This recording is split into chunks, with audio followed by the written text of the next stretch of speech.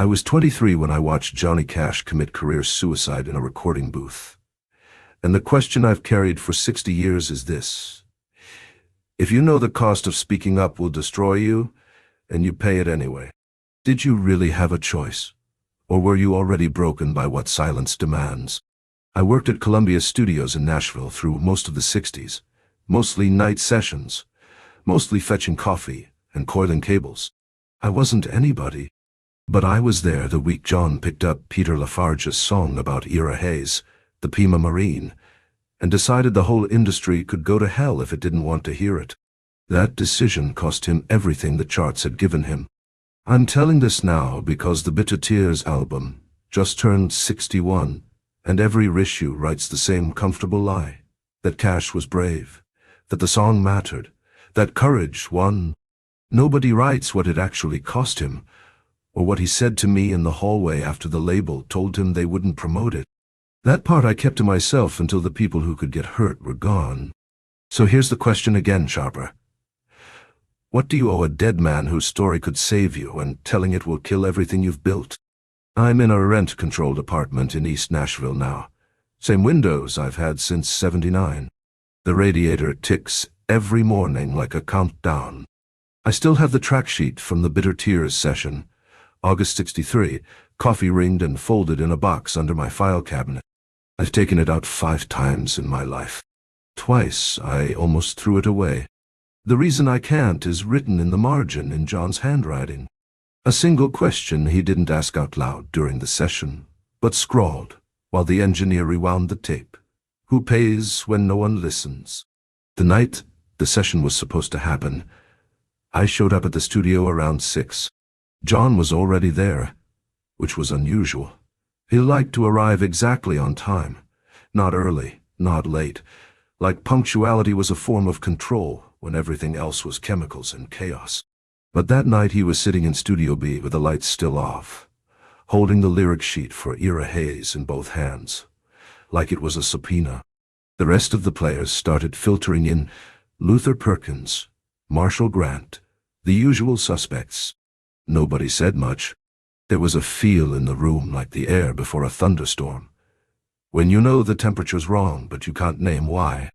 I was setting up mic stands, and I remember John didn't look up once. He just kept reading those lyrics, moving his lips a little, like he was memorizing something for a test he couldn't afford to fail. Don Lou, the producer, came in around 7 and asked if John wanted to run it once for levels. John said, "Let's just cut it." That's when I knew we weren't recording a song. We were recording a debt. But here's the thing I didn't understand until later that night. John already knew it wouldn't get played. He'd spent the afternoon on the phone with someone at the label, maybe Bob Johnston, maybe someone higher, and they'd told him flat out that country radio wouldn't touch a song about a dead Indian who drank himself to death in a ditch.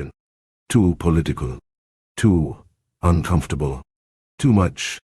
Have you ever had a song change the way you see someone you thought you knew? Tell me which one it was, and whether you ever told them. They recorded it in 3 takes. The first pass, John's voice cracked on 2 inches of water in a lonely ditch, and he stopped himself, waved it off. The second take was perfect, technically. Pitch, rhythm, emotion all locked in. But he shook his head during playback and said, "It's clean? That's the problem." The third take, he leaned into the rasp, let his voice fray on the edges, and when he got to call him drunken Ira Hayes, he won't answer anymore, you could hear something that wasn't performance. It was witness. Nobody in the booth said anything when it ended. Don Lou pressed the talkback button and said, "That's the one," and John just nodded and asked for water. I brought him a paper cup from the cooler in the hall. His hand was shaking when he took it, and I thought it was withdrawal or pills, the usual suspects. It wasn't. It was rage with no target, the kind that turns inward because there's nowhere else for it to go. In the hallway after, while the engineer was marking the master reel, John looked at me, really looked at me, not through me the way famous people usually do with crew, and said, "You know what they're gonna do with this." It wasn't a question. I said, "They're gonna bury it." "No one. Chill me." He said, "Worse. They're gonna let me release it, and then they're gonna make sure it dies quiet." No one's sure. What he didn't say, what I didn't understand until months later, was that he'd run the math already. He knew the stations wouldn't play it, knew the disc jockeys would get pressure from sponsors, knew his manager and the label, and even some of the band thought he was throwing away his hit-making prime for a protest song nobody asked for. He knew all of that before he sang the first note, and he did it anyway. The part nobody tells is what it cost him personally, not career-wise. I'm talking about the mail. Around November of '64, when the single peaked at number 3 and then fell off a cliff, the letters started coming to the studio, forwarded from the label. I saw a few of them because I was part of the team sorting session paperwork. Some were from fans who felt betrayed that he'd gone political. Some were from DJs saying they'd had to pull it after one spin because of call-in complaints. And a few were from Pima families thanking him. But even those carried a weight, like he'd made a promise he'd have to keep carrying. The one I remember, the one I shouldn't have read but did, was from a radio programmer in Phoenix who wrote, "You just killed your career for a man who couldn't stay sober long enough to accept his own heroism." Was it worth it? John never answered that letter. But he kept it. I know because I saw it years later in his office at the House of Cash, pinned to a corkboard between a photo of Ira Hayes in uniform and a handwritten note from Peter Farge, the guy who wrote the song. Farge died in '65, folk singer, chronicler of injustices. Nobody wanted named. John went to the funeral. Here's where the two timelines start to braid together. The piece I held back earlier, the thing I didn't say about the session, is that before we recorded Ira Hayes, John got a phone call. I wasn't supposed to hear it. He took it in the small office off Studio B. But the door didn't latch all the way, and his voice carried. He was talking to someone about whether he should pull the song from the session. The voice on the other end was loud enough that I could hear the tone. Not the words. Sharp, insistent, the cadence of someone giving orders. John kept saying, "I hear you, and I know." And then finally, "If I don't sing it, who does?" That line is what I've carried. If I don't sing it, who does? Because here's the thing. John didn't owe Ira Hayes anything. He wasn't Pima. He wasn't even particularly political at that point. He was a country star with an amphetamine problem and a fragile winning streak. But he'd read the lyrics, and something in the story had reached through all the noise of fame and pills and tour schedules and grabbed him by the throat. Now, if you're wondering what kept him tied to that recording, even when it started costing him airplay and credibility with the establishment, stay with me, I'll tell you. But only if you hit that subscribe button. Because the next story I'm bringing is about the night John played Ira Hayes live at a prison, and one inmate stood up in the middle and told him why it mattered. You won't find that story anywhere else. And it's the reason John never regretted the cost.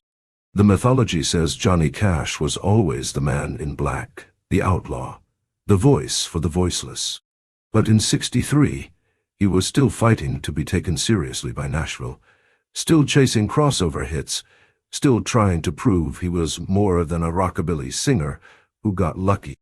Bitter Tears, the album that held Ira Hayes, was supposed to be a side project, a concept record he'd make to scratch a creative itch, and then get back to business.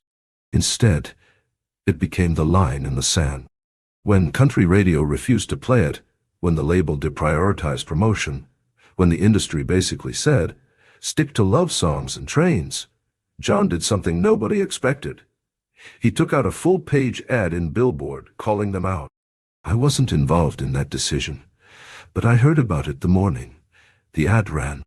The mood in the studio was half awe, half terror, like watching someone burn their own house down on principle. The ad basically said, "You're cowards," and I'm not in those words. But the message was clear. He was asking the industry, do you actually care about stories that matter, or only stories that sell? The answer, obviously, was sell. The follow-up single tanked. The album barely charted. And for the next couple of years, John's career was in free fall. Not because the music got worse, but because the gatekeepers decided he wasn't worth the trouble. I stayed at Columbia through '66, and I watched him take session after session where he'd try to find his way back to something the label would push. Some of those sessions were great, Ring of Fire era, undeniable.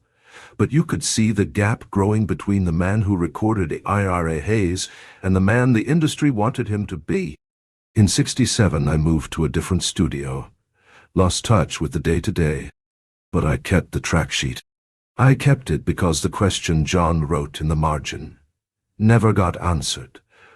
Who pays when no one listens? Here's what I think now, 60 years later. Everybody pays.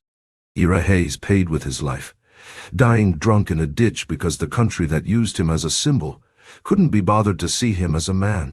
Peter Farge paid by writing songs nobody with power wanted to hear, dying young and mostly forgotten. John paid with years of industry exile, credibility he never fully got back, and the knowledge that doing the right thing can cost you everything the wrong thing built. And the rest of us? We paid in silence. Every time we hear that song and think, that was brave, without asking what bravery actually cost, we're paying in the same currency, comfort. It's easier to admire courage in retrospect than to practice it when it's your turn to lose something. The night John recorded Ira Hayes, I watched him become a different kind of artist. Not a better singer. Technically, he'd always been raw, more presence than precision, but a different kind of witness. He stopped performing stories and started carrying them. The convergence happened about 6 months after the Bitter Tears album came out. John came back to the studio to record something else, some session I can't even remember now, and I was there doing cable patchwork. During a break, he asked me if I still had the track sheet from the Ira Hayes session. I said yes, which was a lie. I hadn't taken it yet, but I knew where it was. He nodded and said, "Hang on to it. Someday somebody's going to want to know if we really thought it was worth it." I said, "Was it?" He said, "Ask me when I'm dead." No. But here's what he didn't say out loud, what I only understood later. The song wasn't about whether it was worth it. It was about whether you could live with not singing it. That's the cost no one could afford. Not the career damage, not the lost airplay, but the weight of knowing you stayed silent when you had the microphone. Ira Hayes raised a flag on Iwo Jima and came home to a country that celebrated the image but despised the man. John raised a song about Ira Hayes and faced an industry that loved the outlaw myth but hated actual rebellion. The parallel wasn't accidental. John knew exactly what he was doing. He was saying, you can't build a career on pretending to be dangerous and then refuse to risk anything that matters. The reveal, the thing I held back from the beginning, is this. The phone call John took before the session, the one where someone told him to pull the song. It wasn't from the label. It was from a fellow artist, someone whose career had survived by knowing which fights to take and which to let go. I won't name them because they're dead now, and it doesn't matter. What matters is what they said, the part I heard clearly through the cracked door. You're gonna lose everything over a dead Indian. Is that what you want your legacy to be? John's answer was the quietest thing I ever heard him say. Better than being remembered for nothing. That's the cost. Not the money or the chart positions or even the years of exile. The cost was choosing what you'd be remembered for, when you knew the price was everything you built. Ira Hayes didn't get to choose. He raised a flag because he was there and someone handed him a pole. Then the world made him into a symbol and discarded the man. John chose. He picked up a song about a man the country had used and forgotten, and he sang it into a culture that wanted to keep forgetting. And when the industry punished him for it, he didn't apologize. He didn't soften. He took out an ad and said, "You should be ashamed," knowing full well that shame doesn't sell records. So I'm 84 now. Most of the people from that session are gone. John's been gone since 2003, but the track sheet is still under my file cabinet, and the question in the margin is still unanswered, because maybe it's not supposed to be answered. Maybe it's supposed to stay open. A wound that doesn't close, because closing it would mean forgetting what it cost to care. When I listen to the song now, and I do, maybe once a year, always alone, I don't hear a protest song, or a commercial failure, or even a piece of history. I hear a man making a choice in real time, knowing the consequences, and singing anyway. Not because he thought he'd win, not because he believed it would change anything, but because staying silent would have cost him something he couldn't afford to lose: the ability to look at himself. That's what the song reframes. It's not about Ira Hayes, the hero, or Ira Hayes the drunk. It's about what happens when a country decides some lives are symbols, and some lives are inconvenient, and what it costs the people who refuse to go along. John refused. It destroyed his momentum, alienated his industry, and probably shortened his prime hit-making years. And every time he sang it lived after that, at prisons, at colleges, at tiny venues where the crowd actually wanted to hear it, he was repaying that cost, re-choosing the same choice. The button, the thing I think about when the radiator ticks in the morning quiet. There's a line in the song, they let him raise the flag and lower it, like you'd throw a dog a bone. John changed the melody slightly on that line during the third take, dropped his voice into a lower register, almost conversational, like he was telling you a secret in a bar. The engineers didn't note it on the track sheet. The producers didn't comment. But it's there if you listen close. It's the moment he stopped performing the song and started living inside it. That's the cost no one could afford, living inside the stories we tell instead of hiding behind them. So now I'm asking you, think about the last time you heard this song, or any song that told an uncomfortable truth. Did it change you, or did you just admire it from a safe distance? Drop a comment and tell me, not because I need engagement, but because I think John would want to know if anyone's still listening for the right reasons. And if you want more stories like this, the ones that stayed quiet because they were too close to the bone, hit subscribe and that super like button. These stories cost something to carry, and sharing them is the only way the cost gets redeemed.